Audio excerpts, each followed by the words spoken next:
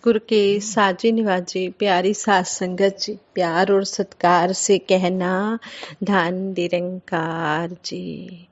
सतगुरु निरंकार दातार का दासी हर पल शुक्राना करती है जिन्होंने सात संगत माँ के साथ जोड़ा है। सात संगत जी, आप सभी का आशीर्वाद लेते हुए दासी आप जी के चरणों में ये विचार शेयर करने जा रही है।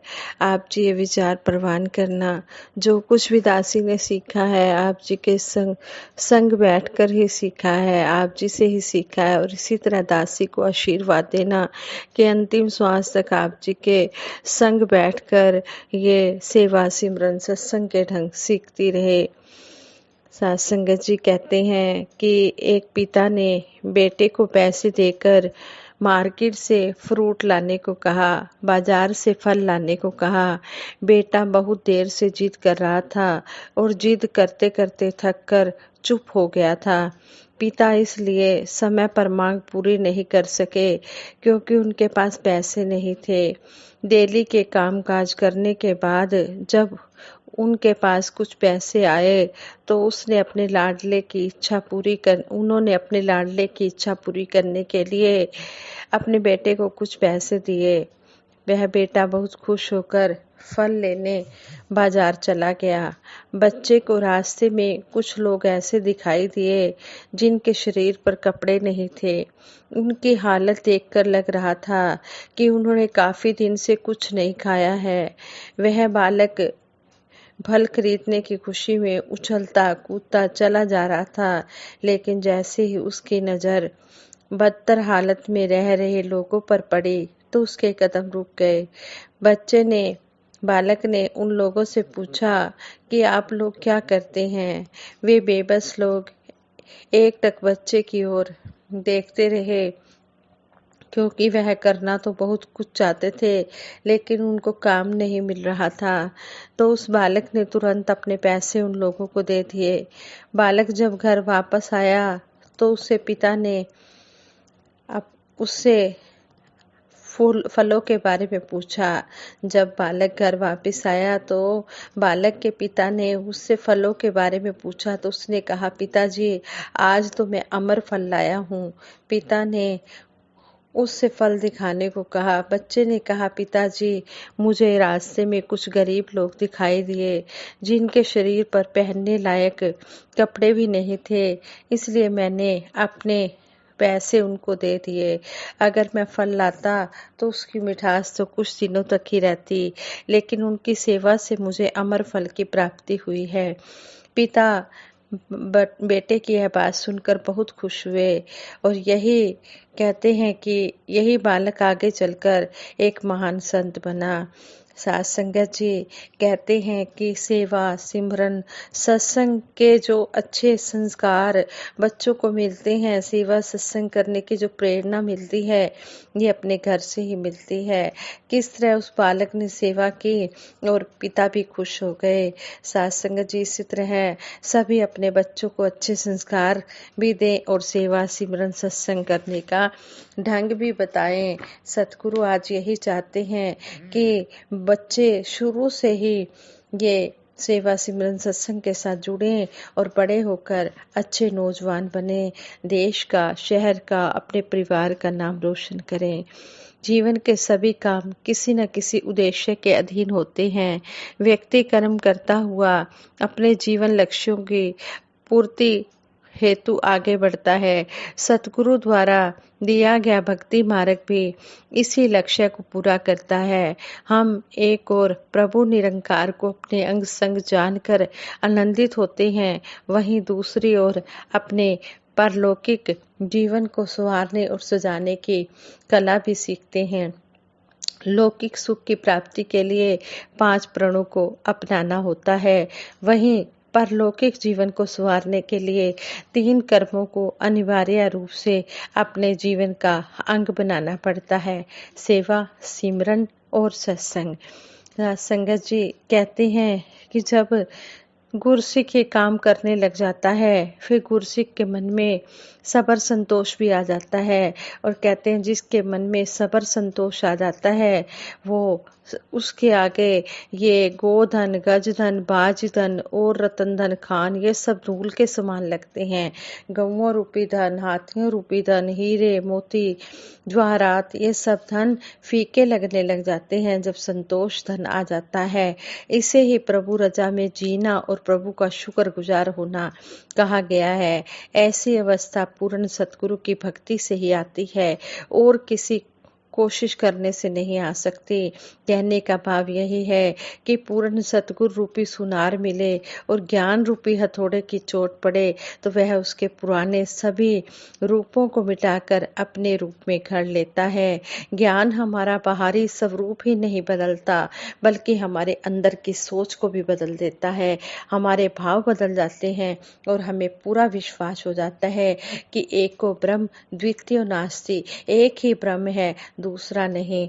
हमें विचार करना है कि हमें पूर्ण सतगुरु मिला है, फिर भी अगर हमारे अंदर कोई परिवर्तन नहीं हो रहा, फिर हमें यह मान लेना चाहिए कि हमने पूर्ण गुरु के वास्तविक स्वरूप का बोध ही नहीं किया है। इसलिए भक्ति की लाइन में आकर भी हम भक्ति के वास्तविक सुखों से वंचित रहते हैं।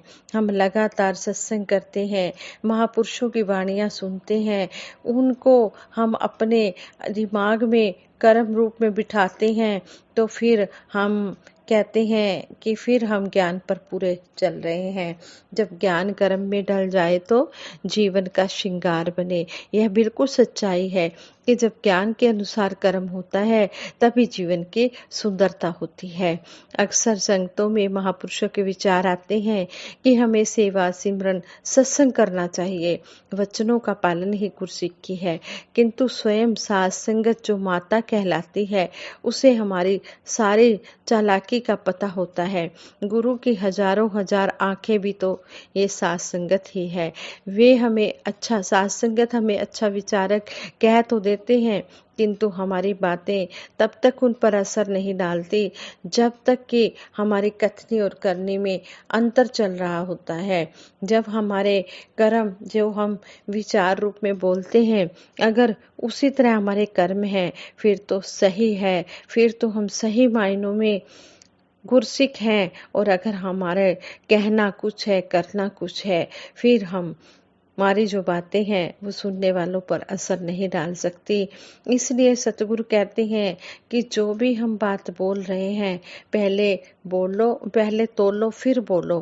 पहले हमने उस बात को कर्म रूप में ढालना है, फिर हमने दूसरों को बताना है। इस तरह हमें सतगुरु समझा रहे हैं। सतगुरु हमें कह रहे कि आज ऐसे भगत जन जो गुण वाले तो हैं किंतु सतगुरु उन्हें नहीं मिले हैं। उनकी निगाह हमेशा हमारी गलतियों और कमियों को गिनने में लगी रहती है।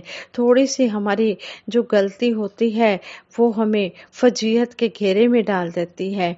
हम पूर्ण सतगुरु वाले होकर भी फिर हम हार जाते हैं अगर हम उन बातों को नहीं मान रहे होते। सतगुरु की ओर उनकी उंगलियां उठने लगती हैं, इसलिए नहीं कि हमने गलती की है बल्कि इसलिए कि उन्हें भी विश्वास है कि पूर्ण गुरु का शिष्य ही गलतियों पर अंकुश लगा सकता है। इसलिए अगर इस ओर हम थोड़ा ध्यान दें तो गुरु मर्यादा की रक्षा कर सकते हैं, एक विश्वासी गुरसिक बन सकते हैं। शर्त केवल इतनी है कि हमें हर पल सतगुरु का भय हो, साथ संगत का भय हो, परिवार समाज में जहाँ भी हम रहते हों हमसे गुरु मर्यादा भंग ना हो, तो गुरु कृपा से हमें वह सब कुछ मिल सकता है जिसकी हम चाहना करेंगे। विश्वासी बनने के लिए हमारी कोशिश हो, बाकी जैसा सतगुरु चाहते हैं वैसा वे स्वयं हमें बना देंगे। कर्म योगी बनने के सिवा भक्ति की कोई सीढ़ी नहीं है। सतगुरु की कृपा के बिना हम ब्रह्म ज्ञान प्राप्त नहीं कर सकते और सतगुरु की कृपा के बिना ही हम सेवा सिमरन सत्संग भी नहीं कर सकते। जब पूर्ण सतगुरु हमें मिलता है तो वह हमारे भाव भी बदल देता है और फिर हमें सतगुरु की शरण में आकर सेवा सिमरन सत्संग का ढंग पता लग जाता है। फिर कहते हैं कि ज्ञान के अनुसार जब कर्म होते हैं तभी जीवन की सुंदरता बनती है। दातार के चरणों से यही आशीर्वाद मांगते हैं। हे मेरे मालिक दीनदयाल सच्चे पातशाह, जिस तरह आप जी ने ज्ञान बख्शा है, ज्ञान दिया है, इसी तरह हमें ध्यान भी देना, हमारा विश्वास भी अटूट बनाकर रखना और सेवा सिमरन सत्संग के जो भी आदेश आए उनको हम हूबहू मानते चले जाएं। जैसा गुरु का आदेश आए वैसा हम कर्म करते चले जाएं और सतगुरु का हर पल शुक्राना करते चले जाएं। कहते हैं हर हाल में दाता का जो शुक्र मनाते हैं उनके घर खुशियों की होती बरसाते हैं। जो हर हाल में सतगुरु की रजा में राजी रहते हैं, जैसे सतगुरु कहते हैं वैसे करते चले जाते हैं, उनके घर में खुशियाँ उन्हें बिना मांगे ही मिल जाती हैं। उनके दरवाजे पर खुशियाँ हर समय खड़ी रहती हैं, उन्हें फिर किसी प्रकार की कोई भी कमी नहीं रहती है।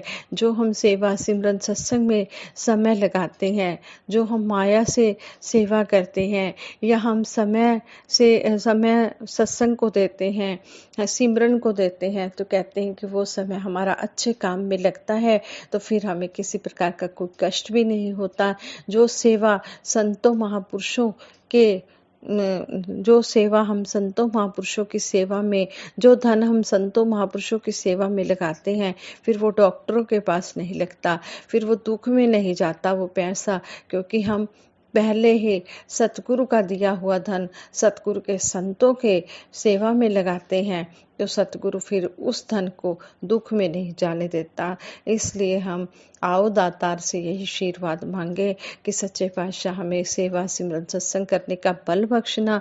इसी तरह हम आप जी के चरणों में अंतिम श्वासों तक जुड़े रहें। साथ संगत जी प्रेम से कहना, धन निरंकार जी।